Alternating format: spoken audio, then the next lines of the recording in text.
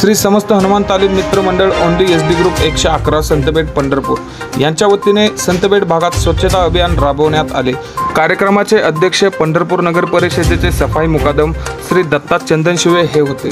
मंडळाचे संस्थापक अध्यक्ष श्री पिराजी अण्णासाहेब धोत्रे यांच्या नेतृत्वाखाली स्वच्छता अभियान राबवण्यात आले। यावेळी उपस्थित रामेश्वर काका सातपुते, श्री अण्णासाहेब भागानगरे, बाबा फकीर, युवराज भैया गोमेवाडीकर, बंडूपंत पवार, शफीक मुलानी, जितेंद्र जाधव, उल्हास शिंदे, सचिन निंबाळकर, श्रीकांत शिंदे, रतन लोंडे, पापालाल सय्यद, लाला पटेल, अमित पारके इत्यादी व मंडळातील सर्व पदाधिकारी सभासद उपस्थित होते।